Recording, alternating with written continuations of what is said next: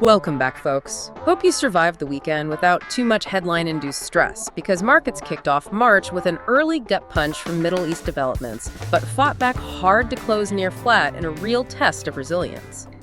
We've got small caps showing some spark, ISM holding expansion, and Bitcoin acting defensive, all while the dollar is rocketing higher. Let's unpack what it means heading into this loaded week. If you're new here, welcome to today's stock market summary, and please note that none of this is buying or selling advice. We're just calling what we see happening in the charts as things develop. Yeah, it was certainly a test of nerves today. You had that massive gap down right at the opening bell. Right, from the geopolitical fear. Exactly. But then the buyers just stepped right in. The fact that the market clawed its way back to near flat is pretty significant. I have to admit, looking at the screen this morning, it felt like the bears were in total control. But then I looked at the close, and the small caps, the IWM actually finished green. Like, how does that even happen on a day with war headlines? Well, that is the fascinating part. The small caps aren't just sitting there, they're coiling. If you picture a compressed spring or a sprinter crouching at the starting blocks. Just building up energy. Right, building energy within a really tight range. And the SPY is doing something similar. It held right at that key support trend line we mentioned last week. Well, technically, the structure is definitely still intact. okay, so the stocks are resilient, but we have to talk about the other side of the coin because the dollar was just absolutely tearing it up today. It really was. And usually when the dollar goes up, stocks go down, right? Precisely. The dollar index rocketed nearly 1% higher today, reclaiming its 50 and 200-day moving averages. It's screaming risk off. Which usually acts like a heavy weight on equities. Exactly. So the real story of today isn't just that stocks recovered, but that they recovered while the dollar was putting that much pressure on them. It suggests there is just an immense amount of buying demand under the surface, waiting for an excuse to push higher. So if there's all this buying pressure, where exactly is it going? I know we talked about transports last week. And that's where the strength is hiding. If you look at the transports like IYT and DJT, they're forming what technical analysts call a bull pennant.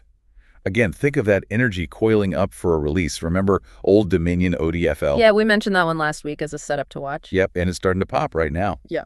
That's sector rotation in action. You know, money moving into things that move goods. Obviously, energy and oil stocks pop too, given the weekend events. Watch for follow through there. But that actually brings us to the economic data.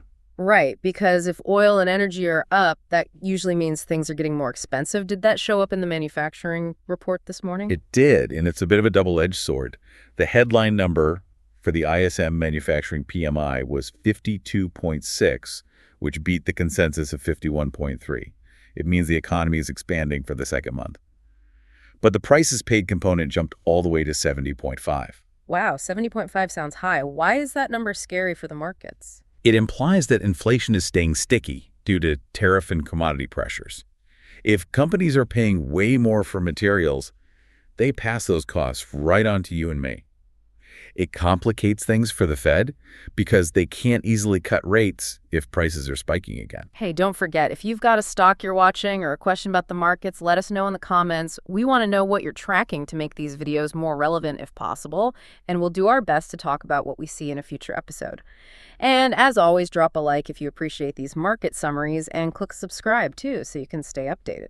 Speaking of alternative ways to store value through all this, Bitcoin did something really interesting today. Yeah, I saw it jumped over 4%. It didn't seem to care about the dollar rally at all. Not one bit.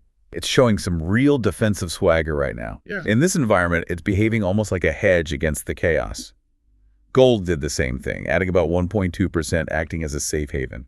But silver didn't follow along, right? No, silver actually dropped 4%, which just reminds us how volatile those metals can be after recent momentum.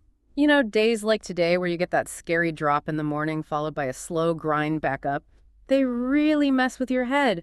It's so easy to just panic, sell at the open, and then watch the market completely leave you behind. That is exactly the lesson here. Days with early gaps and strong intraday recoveries highlight why you need disciplined technical reads and absolute control over your emotions. You cannot trade on headlines alone. You have to trade the chart. This is something we emphasize heavily in the Grok Trade Mentorship program. It's not just about picking stocks, it's about risk management and knowing exactly where your stop loss is before you even enter a trade. We cover these techniques in absolute depth with full support until you've recouped your investment. It's about building a sustainable edge so you aren't guessing. Calm confidence is really the name of the game. So looking ahead to tomorrow, what's the main thing we should be watching? Watch the coils.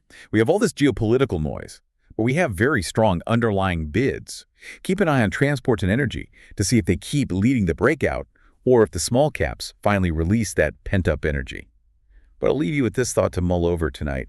If the market is shrugging off major war headlines and a surging dollar today, what happens to all this coiled energy when we actually get a piece of unambiguously good news? That is a great question to think about.